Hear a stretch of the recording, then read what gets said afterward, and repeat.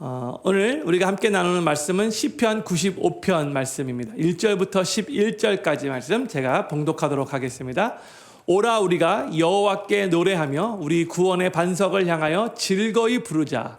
우리가 감사함으로 그 앞에 나아가며 시로 그를 향하여 즐거이 부르자. 대저 여호와는 크신 하나님이시요 모든 신 위에 크신 왕이시로다. 땅의 깊은 곳이 그 위에 있으며 산들의 높은 것도 그의 것이로다. 바다가 그의 것이라. 그가 만드셨고 육지도 그의 손이 지으셨도다. 오라 우리가 굽혀 경배하며 우리를 지으신 여호와 앞에 무릎을 꿇자. 대저 저는 우리 하나님이시요 우리는 그의 기르시는 백성이며 그 손의 양이라. 너희가 오늘날 그 음성을 듣기를 원하노라. 이르시기를 너희는 또 광야 마사의 날과 같이 너희 마음을 강팍하게 말지어다. 그때에 너희 열조가 나를 시험하며 나를 탐지하고 나의 행사를 보았도다. 내가 40년을 그 세대로 인하여 근심하여 이르기를 너희는 마음이 미혹된 백성이라 내 도를 알지 못한다 하였도다. 그러므로 내가 노하여 맹세하기를 저희는 내 안식에 들어오지 못하리라 하였도다. 오늘 저희가 나누는 시편 95편은 표제어가 없어요. 지금 93편, 94편, 95편 계속해서 표제가 없는데 거의 대부분의 학자들은 이 시를 다윗이 썼을 것이라 이렇게 추정을 합니다. 저는 오늘 그냥 정확하게 모르니까 그냥 시편 저자라고만 그렇게 부를게요. 이 시편 95편은 하나님의 백성들을 예배의 자리로 초청하면서 우리가 예배자로서 어떠한 자세로 어떠한 모습으로 하나님께 예배를 드려야 하는가를 가르쳐주는 시편입니다. 그리고 보통 예배로의 부름 때 이 시편 95편의 말씀을 많이 선포하며 그렇게 사용을 하고 있죠. 그리고 이 시편 95편은 히브리서 3장과 4장에 총 4번이나 인용될 정도로 예배자의 삶이 어떠해야 하는가를 또 우리들에게 가르쳐주는 시편입니다. 저는 오늘 이 시편 95편의 말씀을 나누면서 다시 한번 우리 자신을 돌아보며 나는 하나님이 기뻐하시는 예배자의 모습으로 하나님 앞에 예배를 드리고 있는가, 우리 자신을 살펴보며 더욱더 하나님이 기뻐하시는 예배자로 세움받게 되기를 소망하는 마음으로 하나님 말씀 증거하도록 하겠습니다. 먼저 1절과 2절 말씀 우리 같이 한번 읽도록 하겠습니다. 시작. 오라 우리가 여호와께 노래하며 우리 구원의 반석을 향하여 즐거이 부르자. 우리가 감사함으로 그 앞에 나아가며 시로 그를 향하여 즐거이 부르자. 아멘. 1절을 보면 오라, come 이렇게 선포하고 있죠. 예배로 초청하고 있는 거예요. 그러면서 여호와께 노래하고 또한 구원의 반석을 향하여, 즉 하나님을 향하여 즐거이 부르자라고 선포하고 있어요. 또 2절에 가면은 그 앞에, 여기서 그 앞은 바로 하나님이죠. 하나님 앞에 나아가자라고 하고 있고, 또 하나님을 향하여 즐거이, 그를 향하여 즐거이 노래를 부르자라고 그렇게 또 선포하고 있어요. 또 나중에 이제 6절 또 우리가 읽을 텐데, 또 6절 보면 또 오라라고 그렇게 또 선포하면서 우리의 예배를 받으시는 여호와 하나님 앞에 나아가 무릎을 꿇자라고 또 말하고 있어요. 계속해서 지금 우리가 하나님 앞에 예배 드릴 때의 예배의 대상이 하나님인 것을 우리들에게 가르쳐주고 있는 거죠. 그래서 예배는요, 하나님께로 나아가 하나님을 향하여 찬양하고 하나님을 높이고 하나님께 영광 돌리며 하나님께 무릎을 꿇는, 하나님이 중심이 되고 하나님께 집중하는 시간입니다. 이게 바로 예배인 거죠. 그래서 예배는 인간이 본능적으로 죄성을 가지고 있기 때문에 자기 중심적인 삶을 살다가 예배를 드릴 때는 정말 하나님 중심적으로 돌아가는 시간이 되는 거예요. 하나님께서 인간을 창조하실 때 처음에 어떻게 창조하셨냐면요, 하나님이 중심이 돼요. 그래서 하나님을 예배하며 살 때에 모든 것이 온전하게 기능하도록 그렇게 인간을 창조하셨어요. 그런데 우리 인간의 삶 가운데에 죄가 들어왔죠. 그래서 죄로 말미암아 이 인간의 중심이 파괴되었어요. 그래서 인간의 삶이 하나님 중심에서 자기 중심, 사람 중심으로 옮겨져 버렸어요. 그 중심의 추가 하나님으로부터 사람에게 이렇게 옮겨졌다는 거죠. 원래 인간은요, 하나님이 중심이 되어 일할 때에 그 일이 온전해지고요. 하나님이 중심이 되어 공부할 때에 그 공부가 온전해지고, 하나님이 중심이 되어 오락할 때 오락도 온전해지고, 하나님이 중심이 되어 가정생활을 할 때 가정생활도 온전해지게 되어 있는 거예요. 언제요? 하나님이 중심이 될 때에. 그렇게 하나님이 창조하시는 거예요. 그게 창조의 원리예요. 그러나 이게 죄로 인해 하나님이 아니라 내가 중심이 되어버리니까, 사람이 중심이 되어버리니까 모든 것들이 다 와르르 무너지게 된 겁니다. 그런데 예배는요, 이 삶의 중심을 나 중심에서 하나님 중심으로 옮기며 다시 회복되는 시간이라는 거예요. 그래서 우리가 올바르게 예배를 드리려면 나 중심의 예배가 아니라 하나님 중심의 예배를 드려야 한다는 거죠. 그렇기 때문에 예배 가운데 그 무엇보다도 하나님께 경배드리고, 하나님을 찬양하고, 하나님께 감사하고, 또한 내 삶을 하나님께 헌신하는 것이 우선되어져야 한다는 거예요. 내가 이 예배 가운데 오늘 어떤 은혜를 받을까, 여기에 집중하기보다 내가 오늘 예배 가운데 어떻게 하나님께 영광 올려드릴까, 먼저 우리의 관심이 여기에 있어야 한다는 거예요. 그렇기 때문에 예배 가운데 하나님께 경배하고 찬양하고 감사하고 하나님께 헌신하기 위해서 우리가 기도하는 마음으로 준비해야 한다는 거예요. 그래서 예배 가운데 내가 하나님께 무엇을 받을까에 관심을 갖기 이전에 하나님 앞에 예배드리며 예배를 시작하기 전부터 하나님, 오늘도 내가 하나님이 기뻐 받으시는 찬양을 마음과 뜻과 정성 다해 온전히 올려드리기를 소망합니다. 이렇게 기도하면서 마음의 준비를 가져야 되는 거죠. 하나님, 오늘도 하나님께서 선포하시는 그 말씀을 인간의 말이 아니라 하나님이 나에게 주시는 말씀으로 내가 온전히 받아들이고 그 말씀대로 살기 위해 내 삶을 하나님 앞에 헌신하기를 원합니다. 하나님께서 말씀하실 때 아멘하고 화답하고 그 말씀을 순종하기 위해 결단할 수 있도록 도와주시옵소서. 이렇게 기도하며 마음의 준비를 가져야 한다는 거죠. 예배드리기 전부터. 그리고 우리가 그렇게 하나님이 중심이 되는 예배를 드리기 위해서 최선을 다해 노력할 때에, 그렇게 집중할 때에 하나님께서 그 예배를 기뻐 받으셔서 하늘문을 활짝 여시고 하늘의 신령한 은혜를 우리 가운데 충만하게 부어주시는 거죠. 그래서 우리는 예배를 드릴 때마다 나는 누구를 위해 지금 예배를 드리고 있는가? 하나님을 위해서 예배를 드리고 있는가? 아니면 내 자신을 위해서 예배를 드리고 있는가? 항상 우리의 태도와 우리의 마음을 살펴봐야 된다는 거예요. 많은 때에 우리도 모르게 나를 위해서 예배를 드리는 거 있을 때가 많이 있어요. 내가 하나님께로부터 위로를 받고, 내가 하나님께로부터 위안을 받고, 내가 하나님께로부터 은혜를 받고, 내가 하나님께로부터 능력을 받고, 내가 하나님께로부터 인도함을 받고, 뭐 잘못된 거는 아니죠. 그러나 예배를 드리는 예배자의 태도는 먼저 하나님이 되어야 한다는 거예요. 그러할 때에, 그게 딱 올바르게 딱 정립될 때에 그 예배를 하나님이 기뻐 받으셔서 우리에게 필요한 하나님의 뜻대로 살기 위해 우리에게 필요한 모든 것들을 그 예배 가운데 하나님이 부어주시는 거죠. 저는 필그림교회 모든 성도님들이 하나님께 예배를 드리실 때마다 하나님이 중심이 되는 예배를 드리시고, 그렇게 예배를 드리기 위해 무엇보다도 최선을 다해 노력하시기를 바라고, 그로 인해 나 중심으로 살던 삶에서 하나님이 중심이 되는 삶으로 회복되어지고, 또한 예배 때마다 하나님께서 우리가 드리는 그 예배를 기뻐 받으셔서 하나님이 하늘문을 활짝 여시고 충만하게 은혜를 부어주시는 그 놀라운 하나님의 살아계심을 경험하시게 되기를 우리 구주 예수님의 이름으로 간절히 축원합니다. 다시 한번 1절 후반부 말씀을 보면은요, 우리 하나님에 대해서 우리 구원의 반석이라고 그렇게 부르고 있죠. 구원의 반석. 하나님은 우리의 구원의 반석이 되시는데, 하나님께로부터 그렇게 구원받은 자가 구원의 반석 되시는 하나님 앞에 나아간다면 어떤 마음으로, 어떠한 자세로 나아가야 하는가? 2절 말씀을 다시 보잖아요. 우리가 감사함으로 그 앞에 나아가야 되고, 시로, 여기서는 신들 영어로 보면 이제 그 보면 이게 songs of praise예요. 찬양으로 그를 향하여 즐거이 부르자 이렇게 말을 하고 있어요.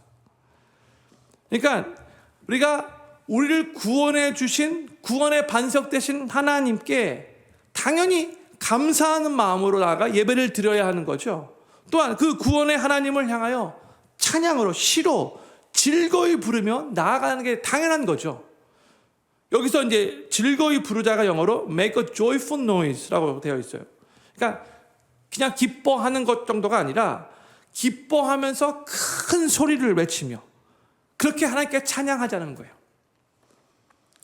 우리가 정말로 죽을 뻔했었는데 아주 큰 위기 가운데 빠져 있었는데 그래서 내 힘으로는 도저히 그 위기로부터 빠져나올 수 없었고 그 문제를 내 스스로 해결할 수 없었는데 이대로 죽나 보구나, 이것으로 끝인가 보구나. 그래서 너무나 힘들고 너무나 절망 가운데 있었는데 만약 누군가가 그 위기로부터 그 심각한 문제로부터 나를 구원해 주었다면, 구출해 주었다면 분명히 나는 그 사람을 향하여 정말로 감사한 마음이 생기고 또한 기쁜 마음으로 즐거운 마음이 들 수밖에 없겠죠. 그게 당연한 반응인 거예요. 우리는 죄의 심판으로부터, 제가 지난 주일에도 말씀드렸는데 죄의 형벌로부터, 영원한 죄의 저주로부터 우리를 구원해 주신 우리 하나님께 감사함과 기쁜 마음으로 나아가 큰 소리로 찬양하며 예배 드릴 수 있어야 한다는 거예요. 하나님, 나 같은 죄인을 구원해 주셔서 너무 감사합니다. 이게 예배 때마다 하나님을 향한 감사함과 기쁨이 있어야 된다는 거죠. 그 구원의 반석 되시는 하나님께 집중하면 이게 가능해지는 거예요. 나한테 집중하면 내가 처해 있는 상황이 오늘도 막 힘들대, 내 삶 속에서 여러 가지 많이 좀 기도 제목들이 있는데 이렇게 내가 나한테 집중이 되면, 내가 중심이 되면 아주 감사함으로 기쁜 마음으로 찬양하기가 힘들겠지만 나를 구원해 주신 구원의 반석 되신 하나님께 집중하면 그 상황 속에서 감사할 수 있는 것이고 기쁨으로 make a joyful noise 하면서 큰 소리로 하나님을 찬양할 수 있게 되는 거죠. 그러한 자세로 매 순간 매 예배 때마다 하나님 앞에 나아갈 수 있어야 한다는 거예요. 그러면서 3절에서는 좀 더 구체적으로 그 이유를 말합니다. 3절 말씀 같이 읽겠습니다. 시작. 대저 여호와는 크신 하나님이시요 모든 신 위에 크신 왕이시로다. 아멘. 우리 하나님은 크신 하나님이시죠. 크신 하나님. Great God이에요. Great God. 그렇죠? 근데 3절 보면요, 크신이라는 단어를 2번 반복해서 사용하고 있죠. 하나님의 크고 위대하시고 하나님의 그 온 우주 만물을 다스리심을, 그 하나님의 멋지심을, 그 위대하심을 지금 강조하고 있는 거예요. 특히 두 번째는 하나님은 모든 신들보다 크신 왕이시다라고 선포하고 있죠. 여기서의 모든 신들은 이방 사람들이 섬기는 모든 신적 존재들 다 포함되어 있는 거죠. 그 당시를 생각하면 태양, 달, 별, 강, 나일강 같은 강, 동물, 송아지 같은 거, 나무, 이런 것들을 다 사람들이 자신들이 섬기는 그 우상이라고 생각하고 신이라고 생각해서 그렇게 섬겼었는데 그들보다 더 훨씬 위대하고 크신 하나님이라는 거죠. 하나님이 예배 받으셔야 되고 경배를 받으셔야 하는데 하나님이 예배 받으셔야 할 그 자리에 다른 것들이 그 자리를 대신 자리 잡고 있어서 하나님께 가야 될 영광이 그 다른 것들에게 가게 되면 이게 이제 하나님이 안타까워 하시는 거죠. 다시 한번 시편저자가 선포하고 있는 거예요. 우리 하나님은 우리의 예배를 받기에 합당하신 크신 하나님이시고 모든 신 위에 크신 왕이시다 선포하고 있는 거죠. 현 시대에 하나님이 계셔야 할 자리에 하나님 대신 자리 잡고 어떻게 보면 많은 사람들로부터 예배의 대상이 되는 것은 무엇인가? 물질이죠. 물질이에요. 돈이라고 할 수 있어요. 이 시대의 가장 큰 우상이에요. 우리가 돈 앞에 무릎 꿇고 돈 섬깁니다 뭐 이렇게 말하지는 않겠죠. 그런데 우리의 생각과 우리의 시간과 우리의 마음과 우리가 관심 갖는 것과 우리의 가치관을 잘 살펴보면 많은 때에 우리가 하나님보다도 물질, 돈을 더 사랑할 때가 있다는 거예요. 그래서는 안 되는 거예요. 우리 삶 속에 정말로 크신 우리의 예배를 받기에 합당하신 크신 하나님은 오직 하나님밖에 없습니다. 물질이 아닙니다. 그 모든 것은 다 하나님이 창조하신, 하나님이 만드신 그냥 창조물밖에 되지 않습니다. 하나님이 그 모든 것 위에 크신 왕이 되십니다. 내 삶의 왕은 오직 하나님밖에 없습니다. 이걸 계속해서 선포해야 된다는 거예요. 그렇지 않으면 자칫 우리가 이 세상을 살아가면서 하나님이 계셔야 할 그 자리에 돈이 우상으로 딱 자리 잡고 우리의 경배를 받고 있을 때가 있다는 거예요. 우리의 사랑을 받고 있을 때가 있다는 거예요. 4절과 5절은 그 크신 하나님이 하나님의 그 주권이 어디에까지 이제 미치고 있는가를 보여주고 있어요. 4절과 5절 말씀 같이 읽겠습니다. 시작. 땅의 깊은 곳이 그 위에 있으며 산들의 높은 것도 그의 것이로다. 바다가 그의 것이라 그가 만드셨고 육지도 그의 손이 지으셨도다 했어요. 이 시편 저자는 땅의 모든 것들이 다 하나님의 손 안에 있다고, 또 산들의 높은 것도 다 하나님의 것이라고 선포하고 있죠.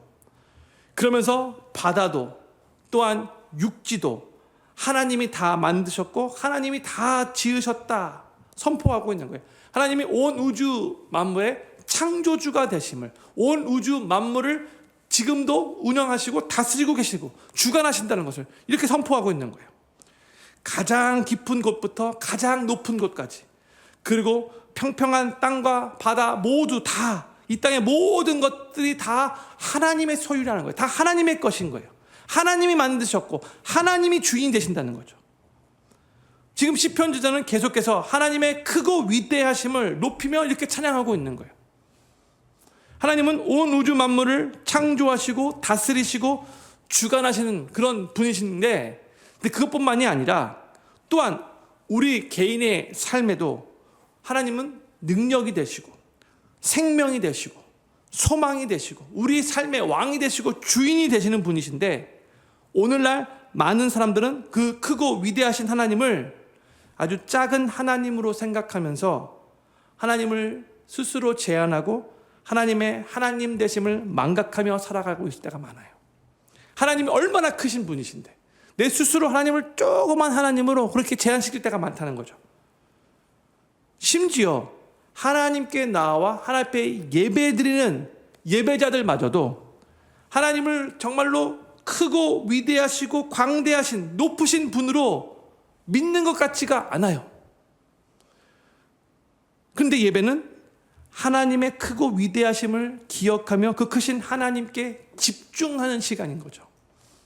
그 하나님을 높이며 그 하나님께 우리의 모든 것을 집중하는 시간이 바로 예배인 거예요. 우리 삶에 어떤 문제가 생기면 우리 모두에 위축돼요. 그렇죠?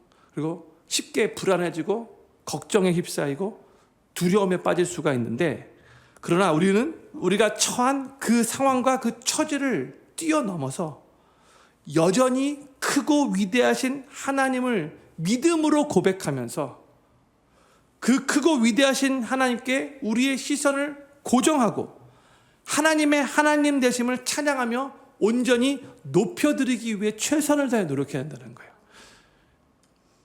내가 처해 있는 그 문제보다 하나님이 훨씬 더 크십니다. 선포해야 된다는 거죠. 하나님 앞에서는 이게 아무것도 아닙니다. 고백해야 된다는 거죠. 우리가 예배 가운데 하나님의 크고 위대하심을 온전히 높여드리며 그 하나님께 집중하며 찬양할 때에 어떤 일들이 벌어지는가? 우리의 눈으로는 다 볼 수 없겠지만 영적으로 놀라운 일들이 벌어지는 거예요. 그런데 우리 삶의 거의 대부분의 문제가 뭐냐면, 우리가 겪는 그 어려움이 너무 큰 게 문제가 아니고요, 우리가 믿고 섬기는 하나님이 너무 작게 보이는 게 그게 문제인 거예요. 우리가 믿고 섬기는 하나님이 우리가 처해 있는 어려움보다도 훨씬 더 크신 분이신데 힘든 일이 생기면 그 문제가 너무 크게 느껴져서 위축되고 주눅들고 두려움과 걱정으로 충만해지는 거잖아요. 그러나 하나님 앞에 나와 그 크고 위대하신 하나님께 온전히 예배를 드리면 하나님의 그 크고 위대하심을 우리의 입술로 높이며 찬양하면 그때 하나님의 능력이 더 크게 보이는 것이고 하나님의 약속의 말씀이 더 크게 보이는 것이고 하나님이 앞으로 내 삶 가운데 행하실 일들이 더 크게 보일 수 있다는 거예요. 언제요? 하나님께 집중하며 하나님께 예배 드릴 때에 하나님의 크고 위대하심을 우리의 입술로 찬양할 때에 우리가 크고 위대하신 하나님을 높일 때 우리 하나님은 빛 대신 하나님이잖아요. 빛 대신 우리 하나님께서 계속해서 우리 입술을 통해서 높여지니까 그 하나님이 부각되어지니까 우리 삶을 짓누르고 있었던 그 어두움은 자연적으로 빛 대신 하나님 앞에서 사라질 수밖에 없는 거예요.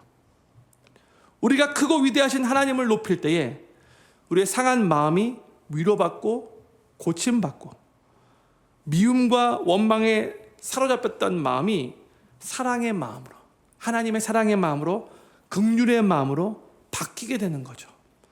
하나님 앞에 온전히 예배 드릴 때 하나님을 온전히 높일 때 용서할 수 없었던 사람이 있었는데 정말 용서하기 너무나 용서하고 싶지도 않았어.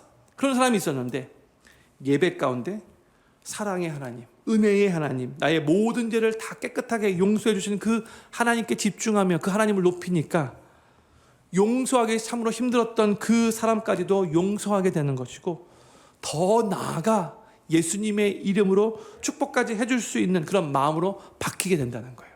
예배 가운데 과거에 받았던 상처, 쓴뿌리가 너무나 나를 힘들게 하고 괴롭게 만들었는데 크고 위대하신 하나님을 예배 가운데 온전히 높이고 그 하나님께 집중하다 보니까 놀라운 영적인 은혜와 축복이 우리 심령을 채우는 거예요. 불평과 짜증이 가득했던 입술이 기쁨과 감사의 입술로 변하는 거예요.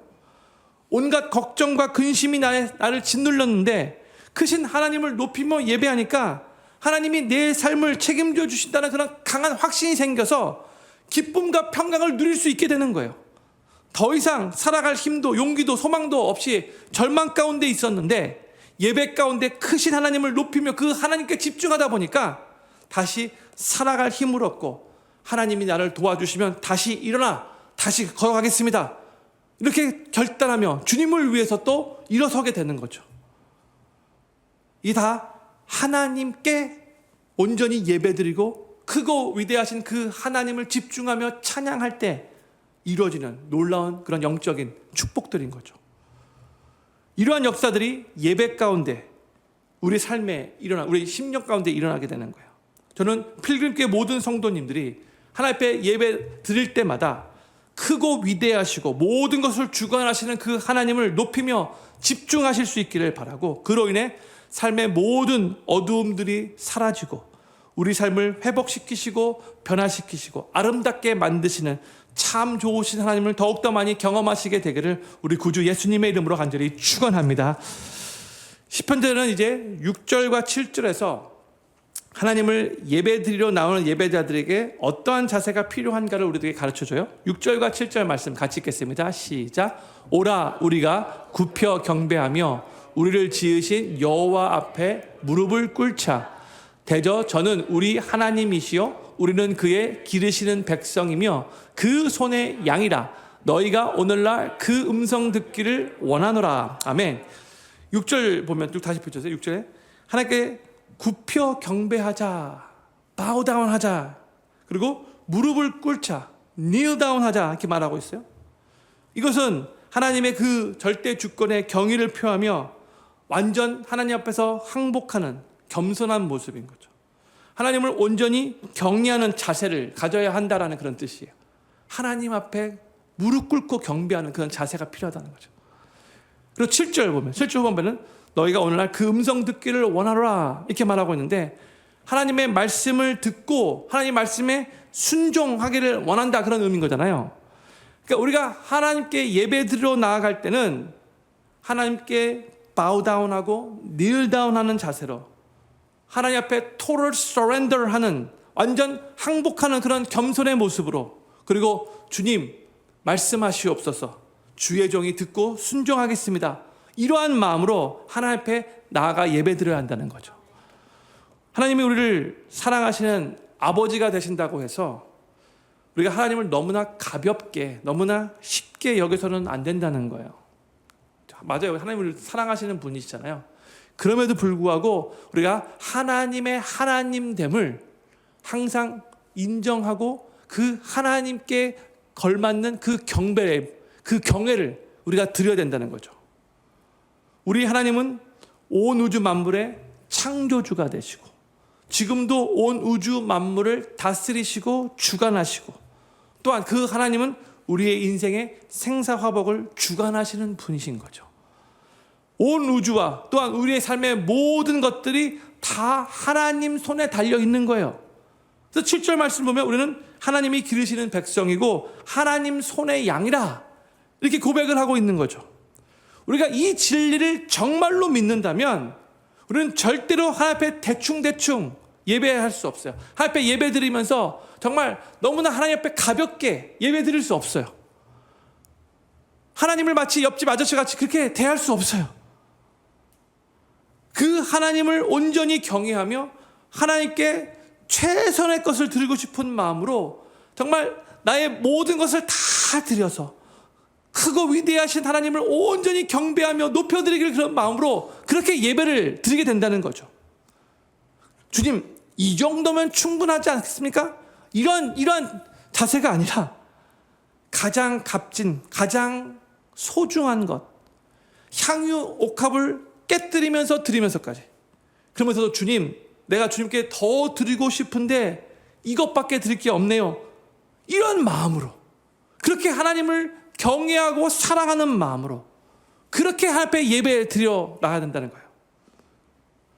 사실 저희가 살고 있는 이 미국은, 한국도 마찬가지고, 전 세계에서 가장 부유한 나라이죠. 그렇죠? 가장 문명이 발달된, 가장 환경이 좋은 나라예요. 또한 하나님 앞에 예배 드릴 때도 아무런 제재가 없어요. 아무런 핍박이 없어요. 자유롭게 예배 드릴 수 있어요. 언제든지.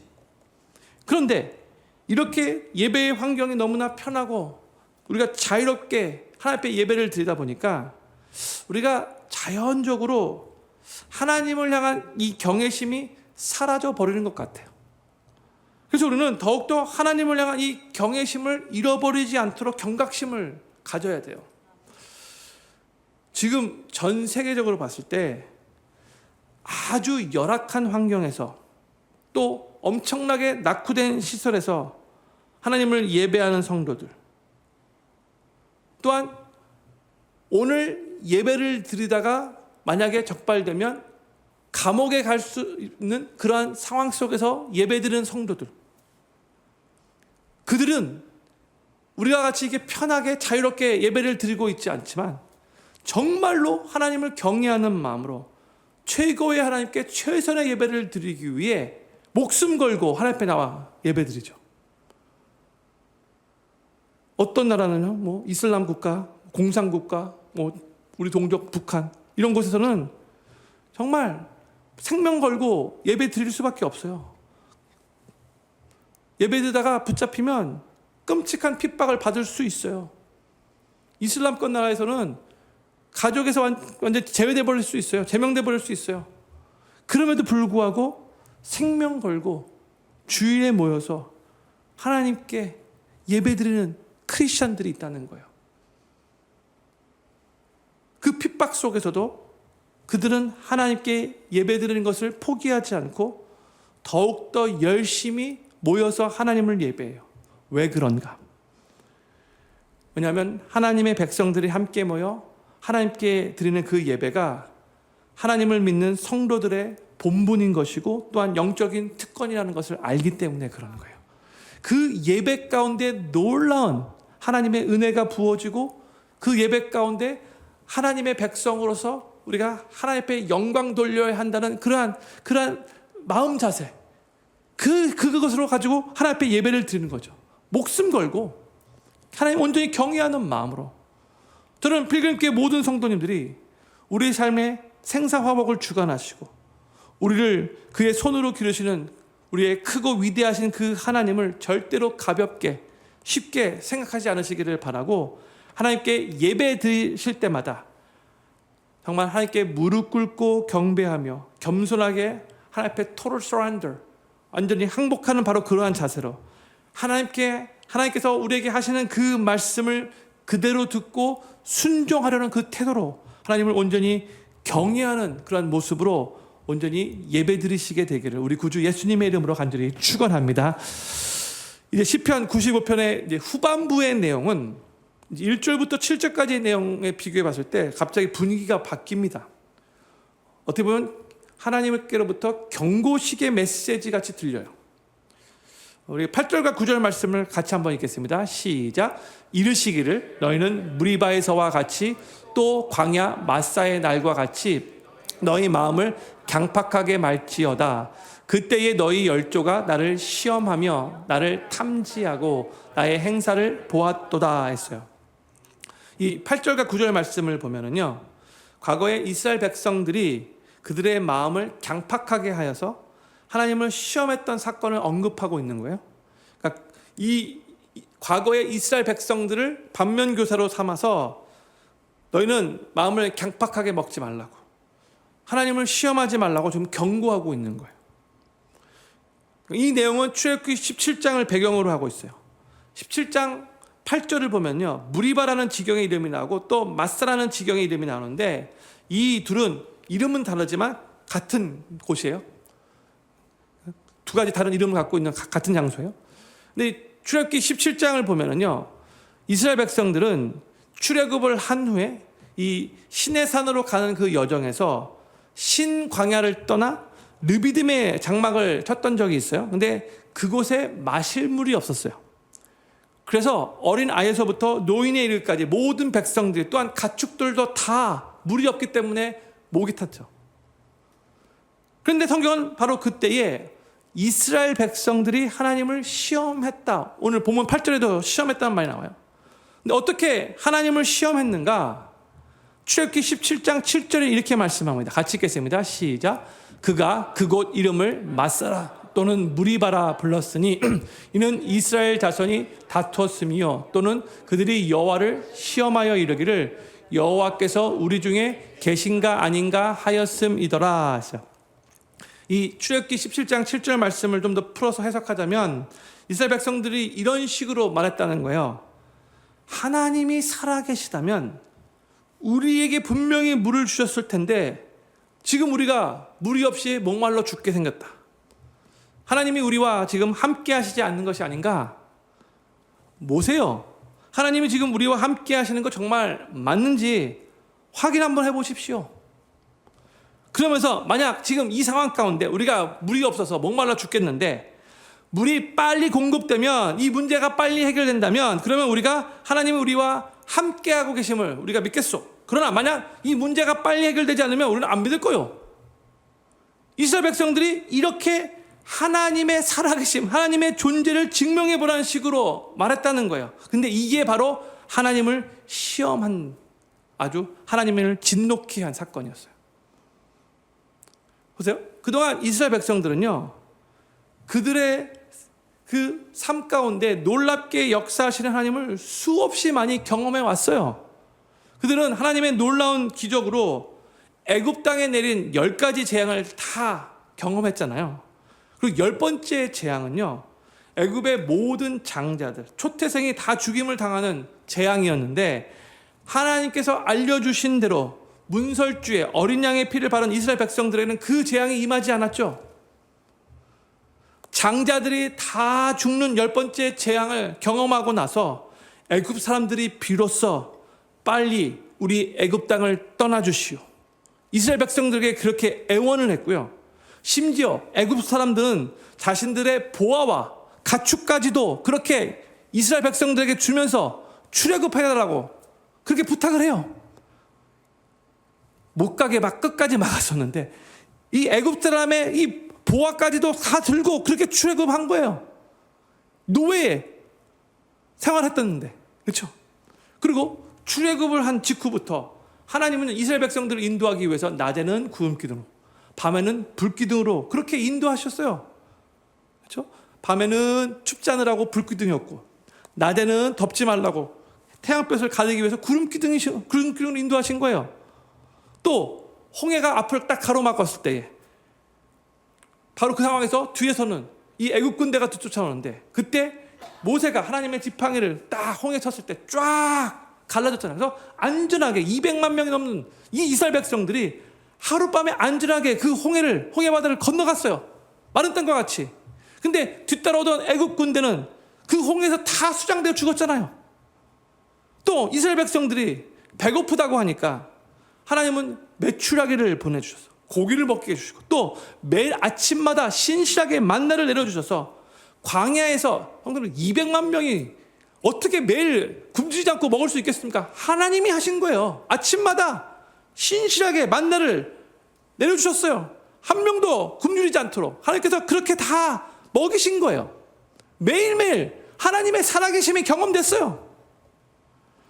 하나님께서 하나님의 살아계심을 수없이 많이 보여주셨는데도, 지금 그렇게 이스라엘 백성들을 계속해서 하나님이 인도해 오셨는데도 지금 목이 마르다고 하나님의 존재를 증명해 보라는 식으로 그렇게 하나님을 시험했다는 거예요.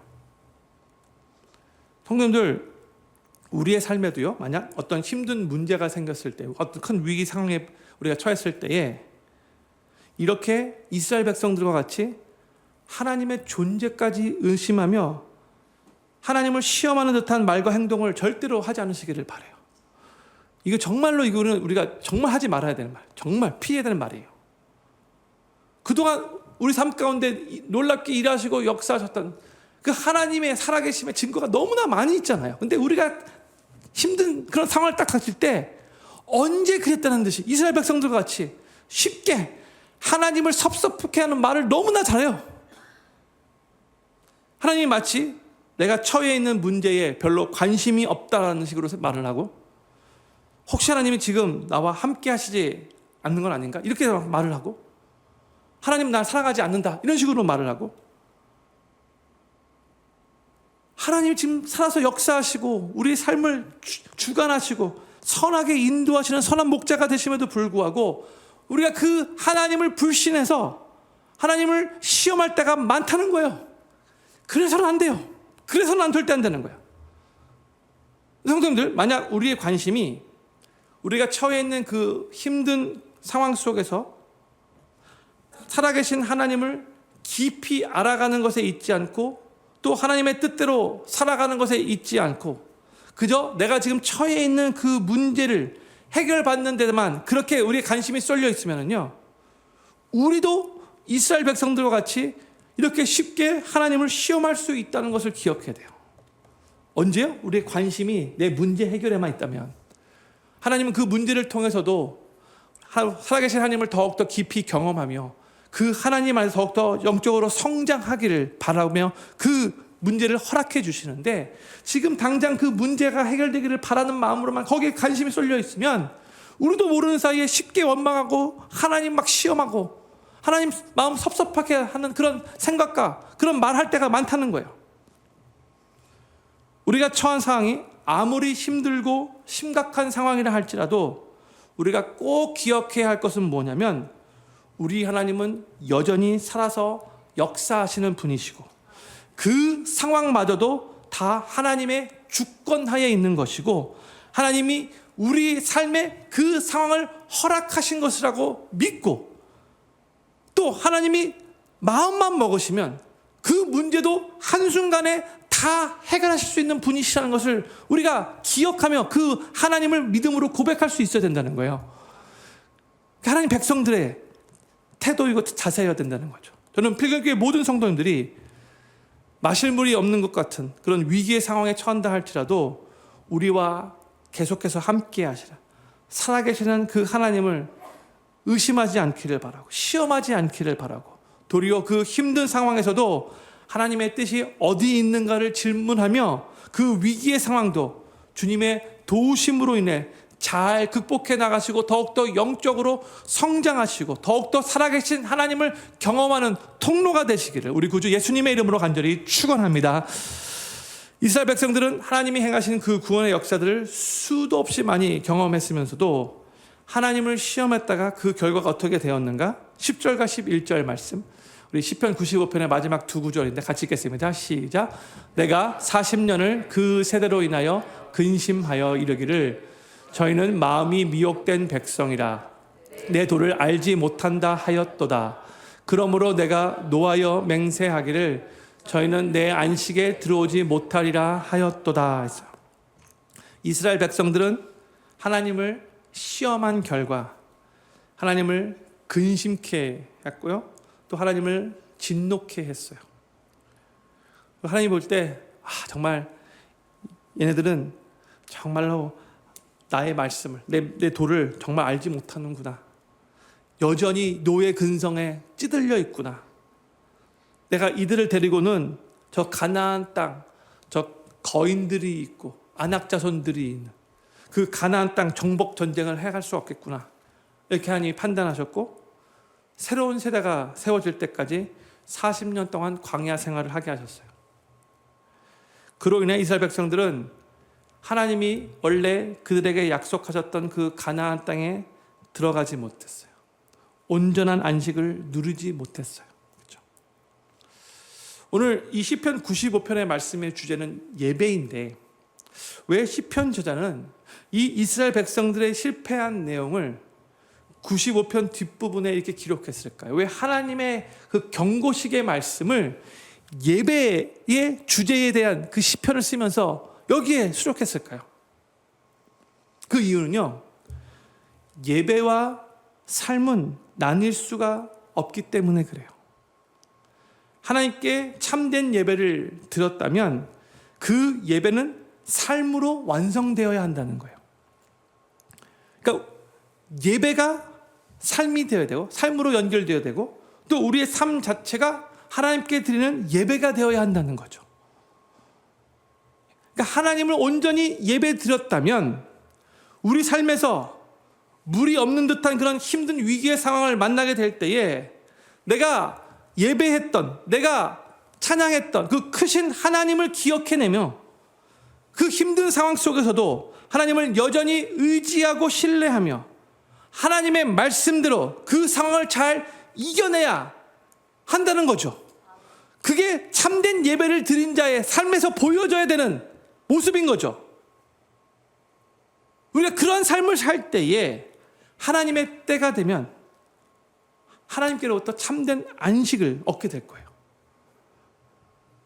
근데 우리가 예배 드릴 때는 하나님께 나와 찬양하고 말씀 듣고 다 종교적인 예식같이 다 할 건 다 했지만 그것으로 끝이고 집으로 돌아가서는, 우리의 직장으로 돌아가서는 그 예배 드렸던 그 모습이, 그 집중되었던 그 하나님이 조금 더 그 삶 가운데 반영되지 않는다면 그 예배는 정말로 우리가 하나님 앞에 온전한 예배를 드렸는가 질문해 봐야 한다는 거예요. 예배와 우리의 삶은 나뉠 수가 없어요. 예배와 우리의 삶이 항상 같이 가야 되는 거예요. 삶이 예배가 되어야 되고 예배가 삶이 되어야 된다는 거예요. 내일은 땡스기빙 데이죠. 그리고 이제 2024년은 약 한 달 정도밖에 남지 않았어요. 혹시 여기 계신 우리 성도님들 중에 이 이스라엘 백성들이 경험한 거와 마찬가지로 아주 상황적으로 물이 없어서 목말라가는 아주 그렇게 힘든 그런 상황 가운데 계신 성도님들 혹시 계신다면 그 힘든 상황 속에서도 꼭 이걸 기억하며 꼭 이 참된 예배자의 모습을 그 삶 속에 이렇게 보여줬으면 좋을 것 같아요. 힘든 상황 속에서도 절대로 그 어떤 것도 그 누구도 탓하지 않으시기를 바라고, 그러니까 환경이나 어떤 사람의 혹은 하나님 원망하지 않으시기를 바라고 계속해서 크고 위대하신 하나님께 집중하며 하나님께 예배드리고 그 하나님을 찬양하며 구원의 반석 되시는 하나님께 감사드리고 하나님을 온전히 경외하며 하나님을 신뢰하실 수 있기를 바라요. 그리할 때에 지금 처해 있는 상황은 비록 많이 힘들다 할지라도 주님의 때가 이르면 우리 주님께서 온전한 안식을 누리도록 우리 삶을 인도하실 거라는 것을 믿으시기 바랍니다. 저는 여기 계신 모든 성도님들이 어떠한 상황 속에서도 물이 없어 목이 타들어가는 그런 심한 갈증을 느끼는 그 순간이라 할지라도 절대로 누구도 어떤 것도 탓하지 않기를 바라고, 하나님을 원망하시지 않기를 바라고, 그 힘든 상황보다도 훨씬 더 크고 위대하신 하나님을 끝까지 예배하시고 찬양하시고 경외하시고 신뢰하시면서 결국 하나님이 주시는 참된 안식을 누리시게 되기를 우리 구주 예수님의 이름으로 간절히 축원합니다. 기도 제목 6가지 읽고 기도하는 시간 갖도록 하겠습니다. 첫 번째 기도 제목입니다. 예배 때마다 하나님이 중심이 되는 예배를 드리게 하소서. 그로 인해 나 중심으로 살던 삶이 하나님이 중심이 되는 삶으로 회복되고, 또한 하나님께서 그 예배를 기뻐하셔서 충만한 은혜를 부어주심을 경험하게 하소서. 두 번째, 예배 때마다 우리의 죄의 심판으로부터 구원해 주시고 하나님께 감사함과 기쁜 마음으로 나아가 큰 소리로 찬양할 수 있게 하소서. 예배 때마다 세 번째, 크고 위대하시고 모든 것을 주관하시는 하나님을 높이며 집중하게 하소서. 그로 인해 나의 모든 어두움이 사라지고 우리 삶을 회복시키시고 변화시키시고 아름답게 만드시는 좋으신 하나님을 경험하게 하소서. 네 번째, 우리의 생사화복을 주관하시는 크고 위대하신 하나님을 절대로 가볍게 생각하지 않게 하소서. 하나님께 무릎 꿇고 경배하고 겸손하게 항복하는 자세로 하나님의 말씀을 듣고 순종하려는 태도로 하나님을 경외하는 마음으로 예배드리게 하소서. 다섯 번째, 우리의 예배가 삶으로 완성되게 하소서. 위기의 상황에 처해도 우리와 함께 하시는 살아계신 하나님을 시험하지 않고 도리어 하나님의 뜻이 어디 있는가를 질문하며 하나님의 도우심으로 잘 극복해 나가게 하소서. 마지막 여섯 번째, 어떠한 상황에서도 절대로 하나님을 원망하지 않게 하소서. 끝까지 하나님을 찬양하고 경외하고 신뢰하면서 하나님이 주시는 참된 안식을 누리게 하소서. 오늘 시간이 거의 다 갔지만 오늘 말씀 생각하면서 하나님이 기뻐 받으시는 그런 예배자의 모습으로 더욱더 하나님 예배드리기를 소망합니다 하는 마음으로 이 6가지 기도 제목을 놓고 앞에 기도하는 시간 갖기를 원합니다. 기도하겠습니다.